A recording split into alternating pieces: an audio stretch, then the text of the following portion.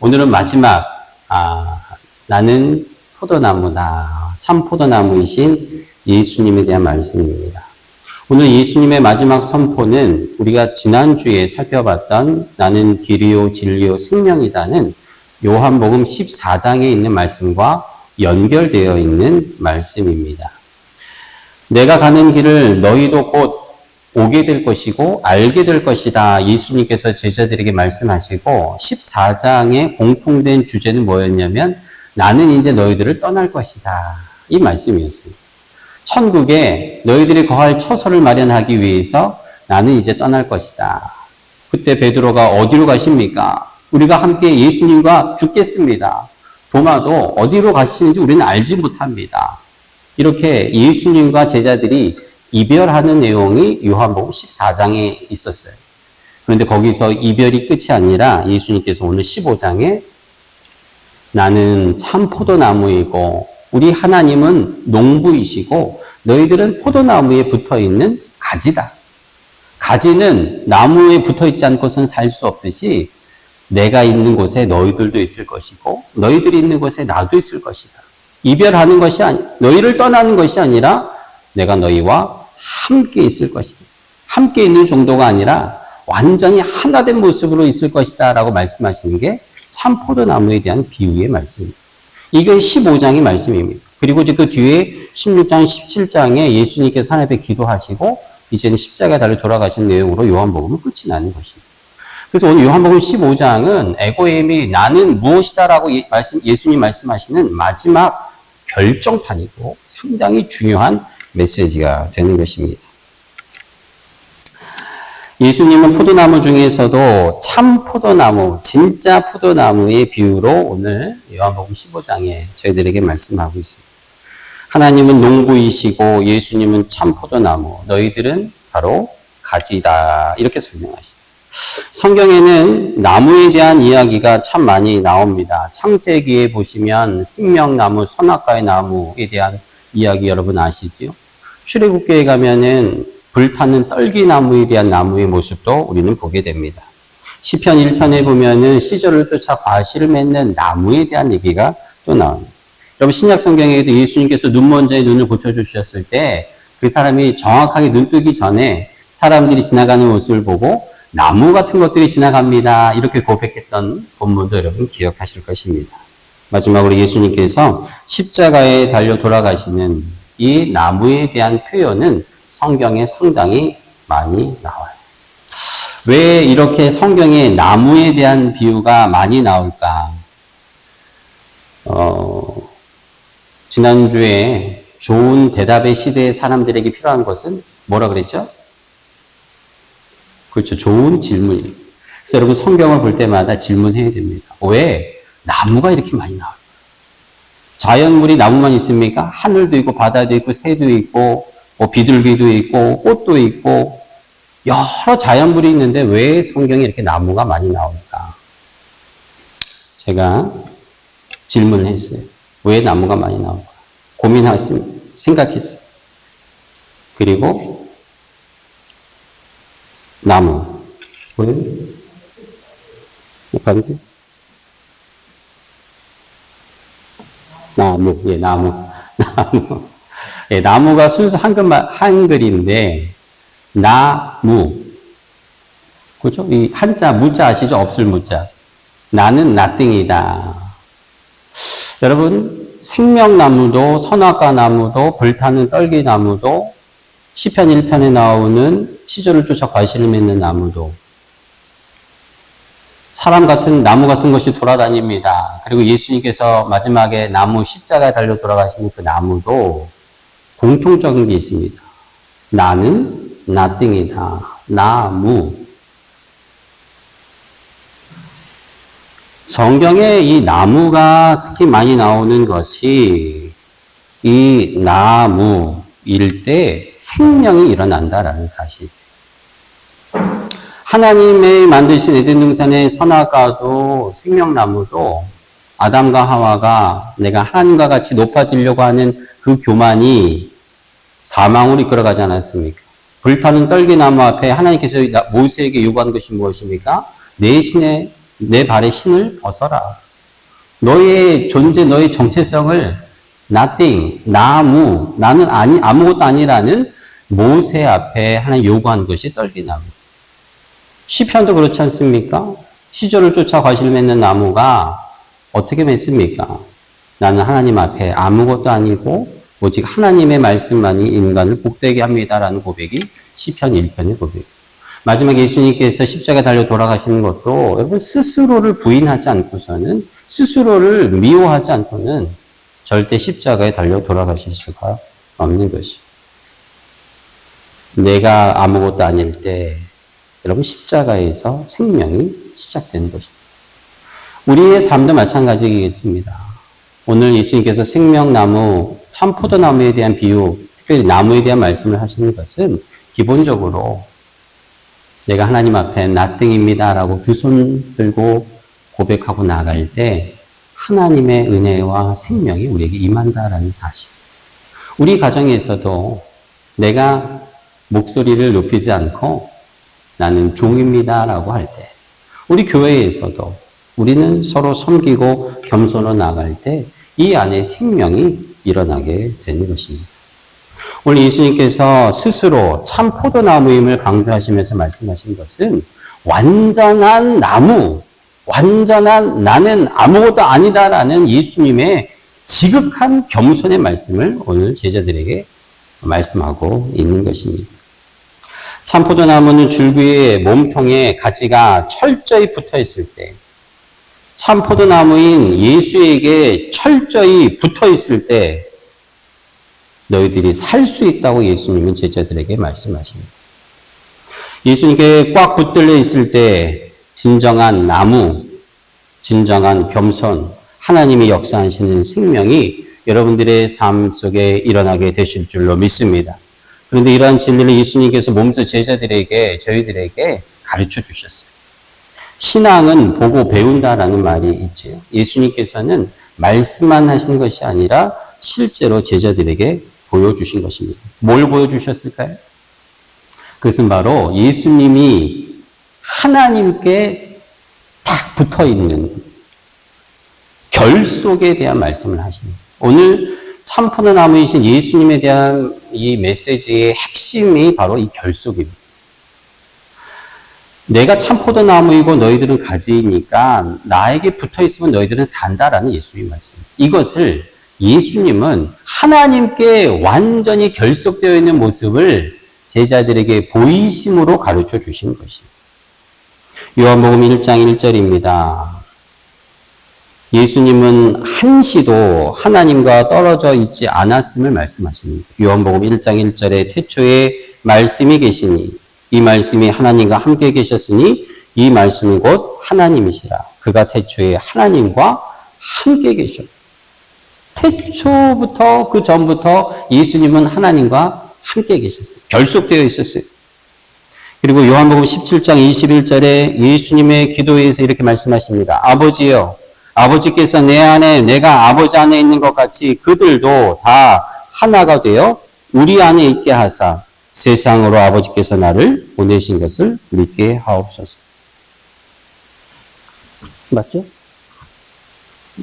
요한복음 17장에 예수님의 기도가 나오는데 여러분 예수님께서 얼마나 하나님과 결속되어 있는지 그 기도의 내용에 다 녹아져 있습니다. 예수님은 이 땅의 사람들도 예수님과 같이 예수님이 하나님 아버지와 함께 하나가 된 그 결속을 가지고 있었던 것처럼 제자들도 우리들도 예수님과 완벽하게 결속되기를 원하신다는 것입니다. 이 결속은 그냥 붙어있는 정도가 아닙니다. 단단하고 강력하게 결속되어 있어야만 너희들이 살고 나아가 열매를 맺게 된다고 예수님이 말씀하고 있어요. 그러기 위해서는 크로스 결속이 되어야 돼요. 여러분 깍지를 낄 때 이렇게 크로스 결속이 되면은 아주 단단하게 붙잡게 됩니다. 이 말씀을 오늘 예수님께서는 내가 내 안에, 네가 내 안에 이렇게 표현하고 있어요. 이것이 바로 완전한 연합, 완전한 결속이. 경상남도 진주에 가면은 남강이라는 강이 있는데 그 남강터에 의암이라고 하는 큰 바위, 절벽이 있습니다. 말 그대로 의암, 의로운 바위라는 뜻인데 왜 의로운 바위냐면 여러분 아실지 모르겠습니다. 논계라는 여인이 그 바위에서 강물로 뛰어들어서 그 여인을 추모하기 위해 의암이라고 이름을 붙여놓은 거예요. 논계는 우리나라 1500년 하반에 임진왜란이 일어났을 때 일본이 쳐들어와서 그 진주의 성을 함락하고 그 진주성에 유명했던 장군이었던 최병희 장군의 후처였다라고 해요. 근데 일본과의 이 전쟁에서 이 남편이 전사하고 다 패망하고 진주성이 함락이 됐어요. 남편이 죽자 이 논계가 기생으로 가장을 해가지고 일본 군인들이 잔치를 벌이고 있는 그 남한강변 옆에 그 돌에서 일본의 적장을 끌어안고 남강으로 뛰어들어서 유명해진 거잖아요. 근데 이 논계가 이 일본 적장을 끌어안고 뛰어내릴 때 사람들은 생각을 합니다. 분명히 이 일본 장군 이름이 게야무라 요스쿠케라는 장군인데 게야무라 요스쿠케가 뚱뚱하지는 않았을 것이다. 여러분 뚱뚱하면 이거 껴넣다가 이게 못 껴얹잖아요. 그러니까 이 게야무라 장군은 분명히 날씬했을 것이다. 그리고 두 번째는 사람들이 생각을 하는 겁니다. 아니 물속에 그 연약한 여인과 함께 물에 뛰어들었던 건 이해가 되지만 뛰어들어서 물속에서 왜 이 여인을 뿌리치고 이 일본 장수가 헤엄과 이 물에 능한 이 장수가 왜 나오지 못했을까? 여러분 왜 나오지 못했을까요? 이 논계가 이 게야무라 장수를 끌어안을 때 손가락을 어떻게 꼈냐면 크로스에서 손가락을 끼고 거기에다가 완전히 풀지 못하게 하려고 손에 다섯 손가락에 가락지를 껴가지고 가락지를 다 손마다 껴가지고 크로스하니 이건 자기도 풀지 못합니다. 그러니 이 게야무라가 아무리 물개라 그래도 못 빠져나오는 것입니다. 함께 수장되는 것입니다.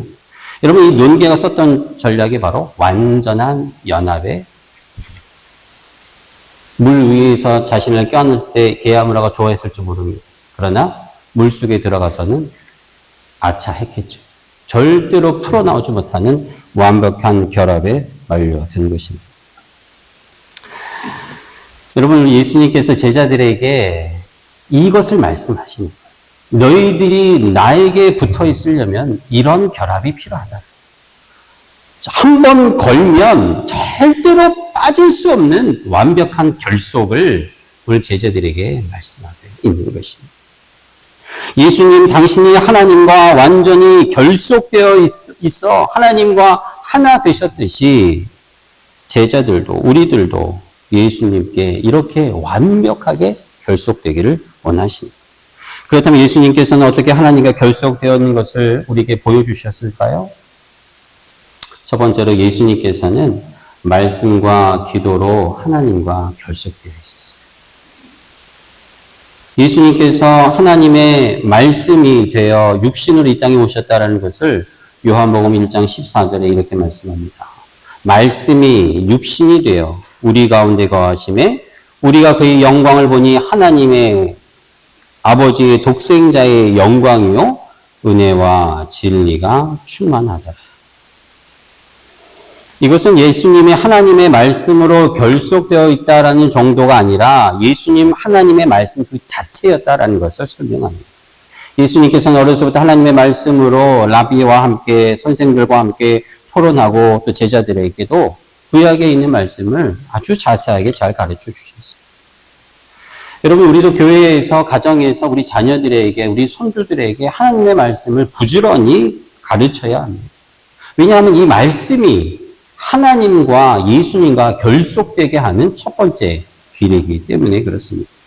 묵상하는 것을 어렸을 때부터 여러분 일기 쓰듯이 훈련해야 하고 우리 부모들은 우리 할머니 할아버지들은 점검하셔야 일기 썼어 공부 잘해 운동했어 잘 먹었어 그 전에 하나님 말씀 묵상했어라는 것을 점검해야 되는 것입니다. 어려서부터 하나님의 말씀을 가르치면 평생 그 길을 떠나지 않는다라고 말씀하셨어요. 여러분, 그 자녀들은 예수의 길을 떠나지 않을 것입니다. 지금 우리 교회에서도 아이들을 여러분 많은 사랑과 축복을 주지만 무엇보다도 2달에 한 번씩 이렇게 하나님 말씀이 있는 묵상집을 우리 아이들에게 선물로 주고 있어요. 뭐 안 하기도 합니다. 못 하기도 합니다. 부족하기도 합니다. 그러나 마나 우리는 콩나물에 물 주듯이 계속 우리 아이들에게 사랑을 주는 것은 말씀을 주고 말씀을 가르치는 것이. 우리 아이들에게 어떤 선물보다도 이 말씀이 그 책이 값진 선물이 되기 때문에 그렇습니다. 우리들도 마찬가지죠. 참 포도나무이신 예수님께 결속되어 있으려면 말씀으로 단단히 연결되어 있어야 하는 것입니다. 목사님, 저는 올해 신앙도 뜨뜻미지근하고 별 발전이 없는 것 같습니다.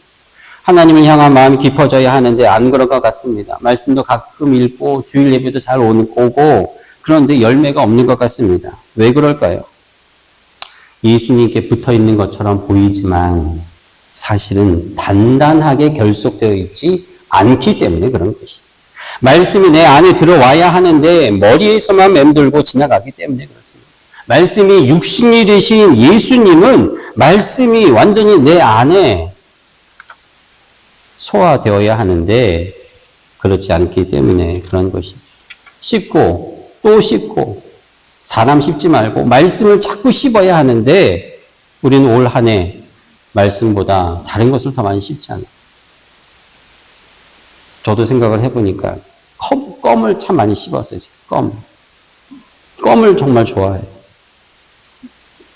껌을 좋아하는지 어떻게 하냐면 껌을 얼마 동안 오랫동안 씹나를 보면 저는 정말 오랫동안 씹어요. 커피 마시다가 커피 뚜껑에다 껌을 붙여놓고 또 씹고 커피를 마셔요.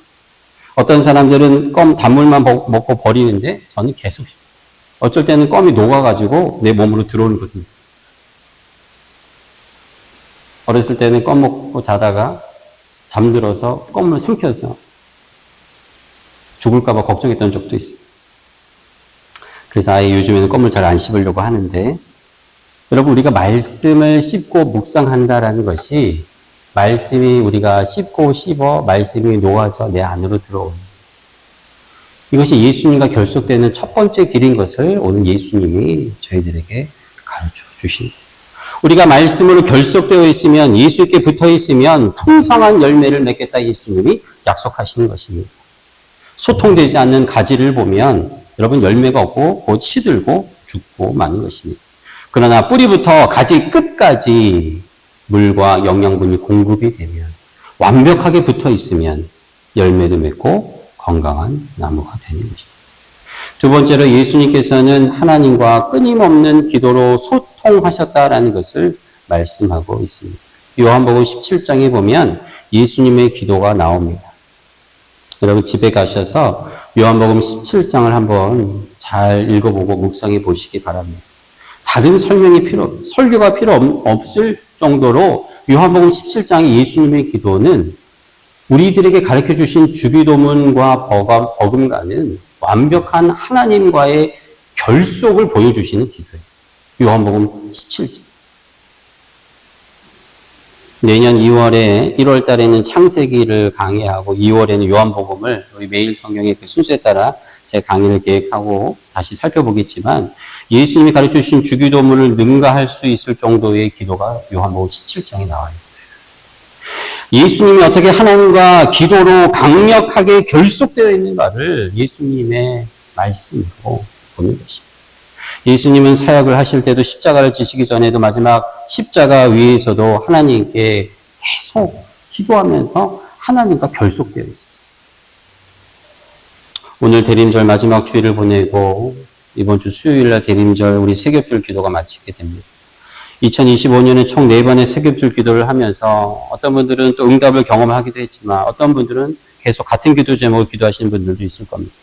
응답받지 못해도 믿음으로 지속적으로 기도하는 것은 우리에게는 응답이 중요한 것이 아니라 우리가 기도할 때 내가 예수님께 강력하게 결속된다라는 사실 때문입니다. 여러분, 이것을 알지 못하면 우리는 기도하다가 낙심합니다. 주님을 불신합니다. 주님, 왜 내 기도를 응답해 주지 않습니까? 그러나 오늘 예수님께서는 말씀하십니다.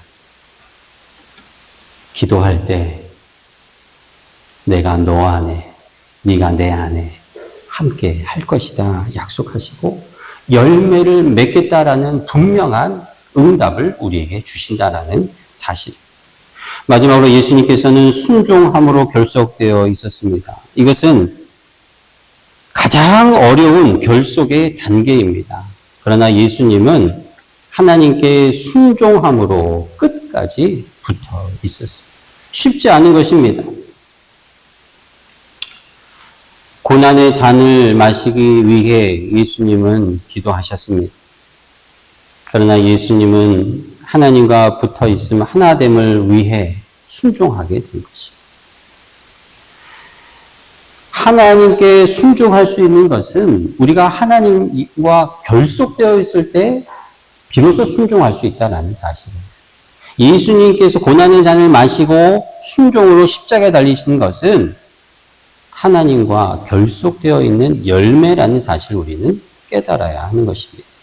사랑하는 성도 여러분, 우리도 주님의 말씀에 순종하기 위해서는 열매를 맺기 위해서는 반드시 주님과 결속되어 있어요. 주님과 붙어 있을 때에만 우리는 순종하고 열매를 맺게 된다는 사실입니다. 어떤 사람들은 어떻게 예수님께서 그 십자가의 고난의 길, 인간이 감당할 수 없는 그 길로 갔는가, 이런다. 그러나 반대로 생각해 보면 하나님과 하나 된 그 결속의 힘으로 십자가를 지는 능력을 받게 된 것입니다. 여러분, 제가 여러분들에게 질문하겠습니다. 여러분, 사람을 사랑하는 게 쉽습니까? 어렵습니까? 사랑하는 게 쉬워요? 어려워요? 어렵죠? 그러나 쉬운 사람이 있습니다. 이미 사랑하고 있는 사람은 쉬운 거예요. 자전거를 탈 줄 모르는 사람에게 자전거를 타라 그러면 쉬워요? 어려워요? 어려워요. 그러나 이미 자전거를 타고 있는 사람은 쉬운 거예요. 운전을 못하는 사람에게는 운전하고 있는 사람이 그렇게 부럽고 저걸 어떻게 하나 싶습니다. 그러나 운전하는 사람에겐 쉬운 것입니다. 비행기를 몰고 가는 파일럿에서 볼 때 어떻게 저렇게 하나? 그러나 파일럿에게는 그게 일입니다. 너무 쉽게 하는 것입니다. C.S. 루이스가 이런 말을 했습니다. 하나님을 사랑하는 게 쉬운가? 사랑하고 있는 자들에게는 쉽다. 나왔네?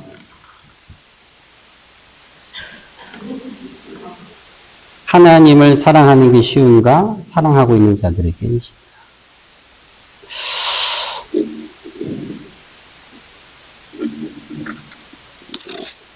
아침에 신문을 보다가 이런 기사를 봤습니다. 미국의 나사에 소속된 한국계 우주비행사 조니 김, 앞에 나오죠? 사진. 41살인데 2세예요. LA에서 태어나서 여러 가지 화려한 경력을 거쳐서 우주 탐험을 마치고 돌아와서 인터뷰를 한 내용입니다. 그리고 그 인터뷰에 대해서 이렇게 얘기합니다. 내가 우주 생활 속에서 느낀 것은 지구에서는 가장 쉬운 게 우주에서는 그렇게 어렵답니다. 예를 들면은 물을 한 잔 마시고 그 물컵을 탁재에 놓는 게 여기서는 아무렇지도 않게 탁탁 놓는데 우주에서는 이게 자꾸 떠다니니까 이렇게 어려울 수가 없다라는 거예요. 반대로 지구에서는 그렇게 어려운 게 우주에 나갔더니 너무 쉽다라는 거예요. 1톤을 우리는 밀 수도 없잖아요. 근데 우주에서는 손끝 하나로만 톡 건드려도 1톤이 저쪽으로 막 간대요.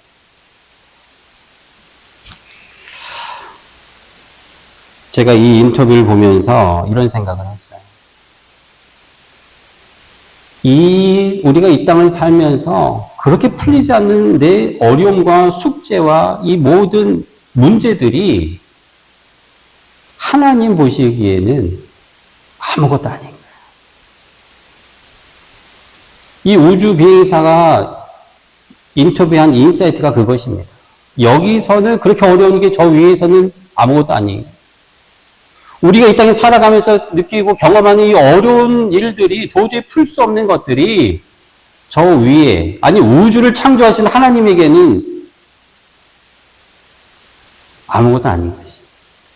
여러분, 우리가 그것을 깨닫고 하나님 앞에 나아가면, 그리고 하나님 앞에 결속되어 있으면 저 산을 들어 이리로 옮기는 것, 우리는 불가능하지만 하나님께 가능해요. 아니 우주에서도 가능한데 우주를 지으신 하나님에게 무엇이 불가능하겠습니까? 하나님께 결속되어 있으면 불가능한 일은 없는 줄로 믿습니다.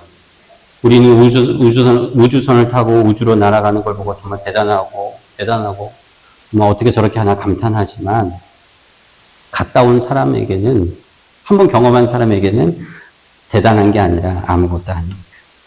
내가 얼마나 사랑하며 사는가가 더 대단한 일이라고 이 사람이 인터뷰에서 이런 말을 합니다. 조니 김, 이 사람이 이렇게 말하는 거예요. 우주의 인류 성공을 좌우하는 것은 기술이 아니라 사람을 어떻게 대하느냐. 사람을 경청하고 리더십을 갖고 연민과 공감 능력, 이게 가장 중요하다고 생각합니다.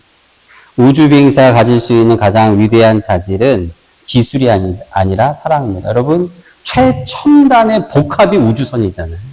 모든 과학의 이 세상의 모든 지식이 함축되어 있는 것이 우주 비행선이고 그 비행사인데, 이 사람이 가장 중요한 게 뭐냐라고 물었더니 이 말을 한 것입니다. 여러분, 우리에게 중요한 것은 내가 내 삶을 어떻게 성공적으로 이끌어 가는가, 경영하는가, 내 가정을, 교회를, 이 나라를, 이게 아니라는 거예요. 오늘 예수님이 우리에게 주시는 마지막 에고의 의미, 가장 중요한 것은 나에게 결속되어 있어요. 나에게 단단히 나에게 붙어 있으라는 말씀. 어떻게 해요? 말씀과 기도로 예수님이 하나님과 결속되어 있듯이 너희들도 그렇게 하라는 말씀. 2025년과 다가오는 새해에 여러분 참포도나무이신 예수님께 단단히 붙어 많은 열매를 맺는 여러분 되시기를 주의 이름으로 축복합니다. 많은 간증의 열매가 여러분의 삶 가운데 있게 되기를 주님의 이름으로 축복합니다. 기도하겠습니다. 주님,